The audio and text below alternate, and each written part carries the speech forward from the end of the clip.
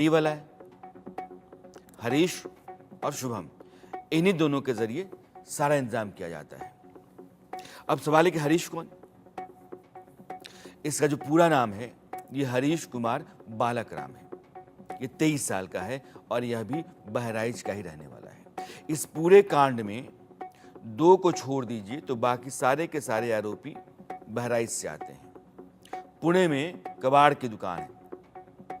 हरीश को हमले की पूरी जानकारी थी, पुलिस यह मान रही है, अब तक जो तफ्तीश रही है उसकी पूछताछ रही है, उसमें उसको इस बात का यकीन हो चला है कि हरीश जो है यह साजिशकर्ताओं में आप इसको किंग पिन की तरह मान सकते हैं। लेकिन कबाड़ का काम करने वाला आदमी, डेयरी का काम करने वाला आदमी बाबा सिद्दीकी से क्या दुश्मनी रख सकता है और उनको मारने से उसका क्या फायदा निकल सकता है, उसका अपना क्या बन सकता है? जाहिर है कुछ नहीं। इसका मतलब ये है कि ये सब प्यादे हैं, कहीं और कोई है जो इन सबों को चला रहा था और इस पूरे हत्याकांड को अंजाम दिलवा रहा था। तो इसमें अब लोनकर बंधु, यह दोनों कौन हैं यह समझिए। जैसे हरीश को आपने जाना, शुभम लोनकर, प्रवीण लोनकर, ये दोनों भाई हैं और शुभम लोनकर डेयरी का काम करता है, प्रवीण उसके साथ काम करता है। शुभम बाबा सिद्दीकी हत्याकांड का मुख्य आरोपी माना जा रहा है, पुलिस ऐसा मानकर चल रही है। और शुभम लोनकर ने ही फेसबुक पोस्ट किया, बाबा सिद्दीकी हत्याकांड की जिम्मेदारी ली। पोस्ट में गैंगस्टर लॉरेंस बिश्नोई को टैग किया शुभम ने। पुणे में शुभम लोनकर का डेयरी का काम चलता है, इसी डेयरी में भाई काम करता है। जिक्र मैं बार बार कर रहा हूं इसलिए कि डेयरी का काम करने वाला आदमी अगर एक गैंगस्टर को टैग करता है अपने फेसबुक पोस्ट में बाबा सिद्दीकी की हत्या को लेकर के, इसका मतलब यह है कि इसका और उस गैंगस्टर का क्या रिश्ता है, कैसे कांटेक्ट बनता है, संपर्क में ये दोनों कैसे आए।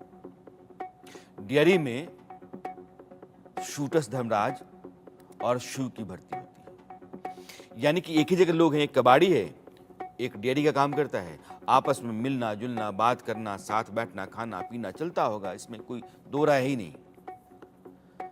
अब इसमें शिवा जो भागा हुआ है वो कौन?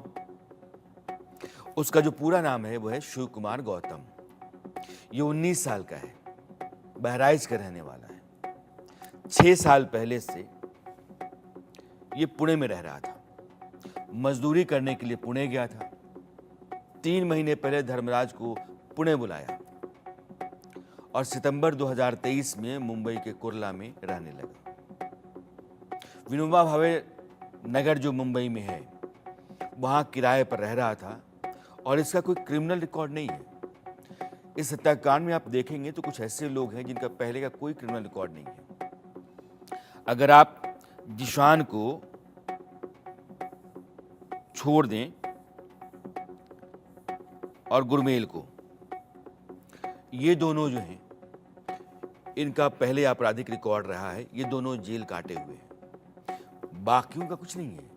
और ये पिछले कुछ कई हत्याकांड ऐसे हुए हैं जिसमें नए लोगों को जिनका कोई आपराधिक रिकॉर्ड नहीं है उनको शामिल करके उनके जरिए हत्या करवाई गई। तो ये जिशान कौन है जिसका मैं बार बार जिक्र कर रहा हूं? इसका नाम है मोहम्मद जिशान अख्तर और ये 21 साल का है। 21 साल, 22 साल, 23 साल, इसी उम्र के नौजवानों को अपराध की दुनिया में शामिल किया जा रहा है। उनका पहला कोई रिकॉर्ड पिछला नहीं रहा आपराधिक, फिर भी वो अपराधी बनते हैं, शातिर बनते हैं और बड़े बड़े हत्याकांड उनके जरिए करवाए जा रहे हैं। और ये जिशान जालंधर के शंकर गांव का रहने वाला है।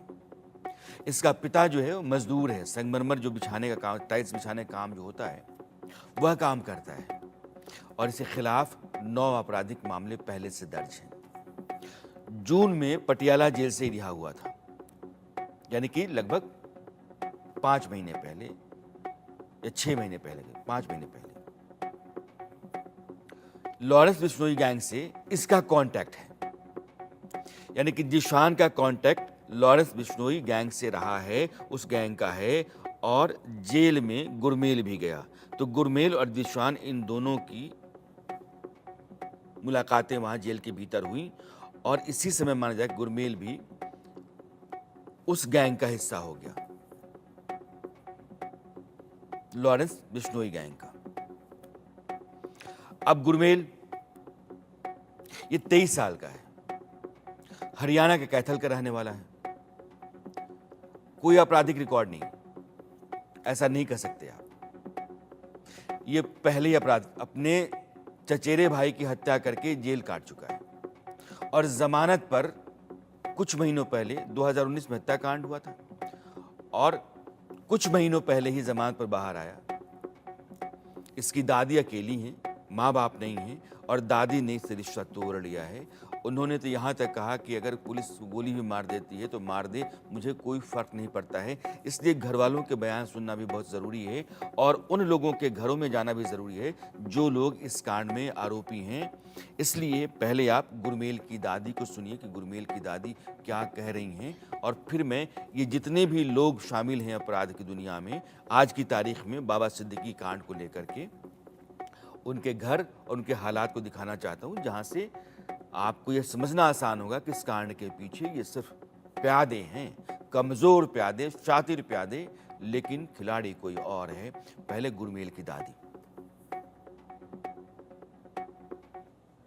ना तो उठा था, 3-4 महीने हो गए ना। अच्छा, पूरा नहीं आया। कहाँ गया था? मन्ना के बेरा काटा गया, मन्ना को सब बता का गया था। अच्छा, अंत में तो घर भी थी, अड़ंगा घेरन जा रही थी। मन्ना तो पता नहीं, काटा तो गया था, काटा ना कर, ना मार दौरा फोन, ना मार दौरा करता, ना माम करते। वो तो एक को था बाप का। अच्छा, हाँ, अकेला ही था। बहन कितनी है? बहन को नहीं उसका, अच्छा, अकेला ही था। उसका बाप मर गया था। हाँ, वह छोटे का बिठा दी थी, हाँ, छोटे के ना के आए कि छोरा है कि छोरी। हाँ।